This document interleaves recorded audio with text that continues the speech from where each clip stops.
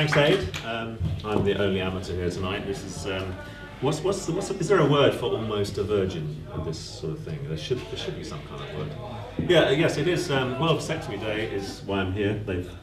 It's being videoed and broadcast on World Vasectomy Day. Not many people know that, but I'd like to start with a true phrase, a true expression. I gave my wife a vasectomy for Christmas. It's absolutely true. Anyone else here had the snip? I guess I'm talking mainly to the men in the audience. We have one there. You're a noble person. Caring, considerate. There should be a name. I quite like noble, but also personally I call myself a homeopathic sperm donor. My semen carries the memory of sperm that's no longer there. But one of the key things about having a vasectomy is that you do wonder, does it make you more attractive to women? And this is a question close to my heart because I'm sadly recently single, and so I'm very shallow at the moment. But does it make, come on ladies, I'd like to ask you the question, does, all else being equal, with a man with a vasectomy, is he more attractive than a man without?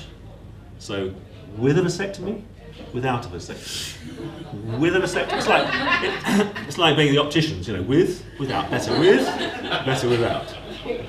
So, yeah, it's a key question, and interestingly enough, 8 out of 10 women whom I asked that question said, "Please go away." Yes, it's actually true. I gave my ex-wife a vasectomy for Christmas. It was my appointment card. Post-ectopic pregnancy, it nearly killed us. So I thought, time to make a change. So it was my appointment card in a festive envelope. And she opened in front of the whole extended family and burst out laughing and wouldn't say why. Mind you, if anyone is sleeping with a man who had a vasectomy or says he's had a vasectomy and says, "We don't need to condom, I've had a vasectomy," I would check for the scar. And good luck with that, because it's a tiny, tiny scar amidst a sea of wrinkles. They do sort of recommend it makes it a bit easier if you shave. So that sounds very easy when it's written down on the appointment card. You know, shave if you can, shave. But it's, how can I explain this? It's a bit like trying to shave with no mirror whilst eating a toffee, whilst in a very, very extreme yoga position, which is sort of the greeting the scrotum asana. And of course your testicles cringe at the touch of steel, so it had to be plucking. I got as far as one hair. And that hair is now in a display case in the study. I was so proud of myself. And being proud of yourself, this is what World Vasectomy Day, next Friday, not many people know this, is World Vasectomy Day. It's to celebrate the fact all around the world to encourage men to have vasectomies, to be caring, to be considerate. And why not? It's a simple, couple of minutes, pain-free, tiny, trivial incision. The only issue is, it's in the fucking scrotum. It's the only issue. And so I have to say, actually having a vasectomy with a local anaesthetic was quite cool because it is really a weird feeling watching your testicles, your balls being fondled and you can't feel a thing. It's really, really strange. And afterwards I fell passionately in love with a bag of frozen peas. Of course I've got taste, so these had to be petit pois. Other frozen vegetables are available.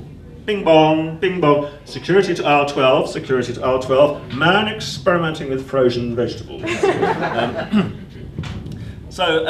Yeah, after vasectomy they give you a card and some little glass vials and they say at some stage in a few weeks you need to express a sample into a glass vial. And I love that phrase, express a sample. It's basically PC NHS speak for wank. So they're basically saying wank into a vial after so many weeks and we'll test it to see if it's okay. But the word express a sample. So for example, if you're approached by a really big man who's looks very violent with no neck, and you can actually say to him, "You look like a man who can express himself very well." You just call him a wanker without getting totally beaten to a pulp. And it's a very sort of rich vein with the expressing yourself sort of thing. Because, for example, if your partner, if you had a surprise expression on your face, would this mean your partner had a premature ejaculation? And interestingly enough, No, I've asked you that question. I saw a fleeting expression cross your face. Go away. Anyway, yes. The people who really hate vasectomies are, of course, the birth control industry and the major religions, because the Abrahamic God, he is obsessed with our sex lives. Absolutely, prurently obsessed with our sex lives. He watches us all the time. You look at all the rich, God is watching you all the time. So we are God's internet porn channel. That's what God's are. But it's not all doom and gloom as far as religions are concerned, as far as sex is concerned, because I don't know, it's just me, but rosaries, to me, they look a lot like anal beads. Of course, although there is a health and safety issue because of the crucifix on the end, but interestingly enough, the Vatican has cornered the anal bead market through fantastic product placement and marketing. Because all those films and scenes you see where people fondling the beads and kissing the beads, and unfortunately, I'd like to apologise for this because that is a mind virus, a meme. You're all doomed because every time now you see rosary, you're going to think anal bead. So I have to apologise for that. Yeah, madness. And actually today is World Mental Health Day, hence the cards out here. 30% of all doctors' visits are to do with mental health, and 25% of us will suffer from mental health issues during our lives. But thanks to organisations like Tesco and Asda, who obviously support mental health issues with their recent specialist costumes for Halloween. I'm just trying to imagine the scene in the office where this is presented to them, and they look at the picture and all the words, and they go, that's exactly the image we want to project. Tick. Jesus Christ. You know, what sort of people do that sort of thing? Another true phrase is, I gave my eldest son a lobotomy for his birthday. Well, he was psychotic. It could have been extreme religion, but it actually turned out to be psychosis. Obviously not a knife through the brain, sort of one flew over the cuckoo's nest lobotomy. It's a nice modern chemical lobotomy using stuff called risperidone. But he's better now. But one of the interesting things about this is, have you noticed that bipolar has almost become acceptable? There's all this stigma associated with mental health issues. If you want to know more about it, website Hugging Barbed Wire, look up, Google that. But there's a lot of stigma, but bipolar is becoming almost cool and trendy, or Fry's syndrome as they call it, which means you're terribly articulate and intelligent and sensitive, so you're okay. For God's sake, don't choose, if you're going to choose a mental health issue, don't choose bipolar, don't choose schizophrenia or psychosis, because they're fucking hard for the constable to spell on the arrest warrant when he's trying to arrest you to take you away from being sexual. What bastard named dyslexia? Just a thing outside there. So actually, I recommend yogurt pots instead of the glass vials, to be honest. They're more attractive. You come down in the morning and say, hello little yogurt. What is it you are wearing tonight? Oh, eau de fraise. Oh, fantastic.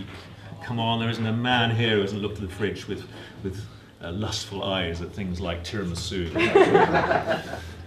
Maybe a soft cheese.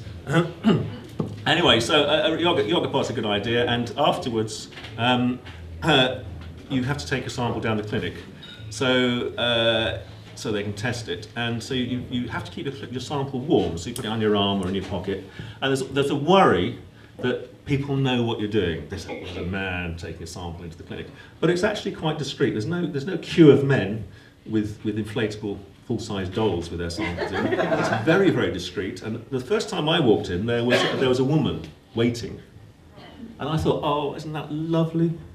Such a caring woman. She's bought her partner's sample because he's a bit shy, or it's on her way to work. So I smile at her and I ask, this is my first time, is this the right place to leave my sample? And she turns to me and she goes, Anyway, I think vasectomies need to be rebranded. As part of that process, I looked up jism on an online thesaurus, and it said, jism not found, did you mean jam? That's weird, absolutely true. So I had this idea that what we ought to do, perhaps, is this isn't just any jism. This is Marks and Spencer's homeopathic jism. So I thought that'd be a little sort of cooler and trendy. And anyway, I would just like to thank you all for allowing me to express myself in front of you. I'm Peter Wilson, and I still am. Cheers.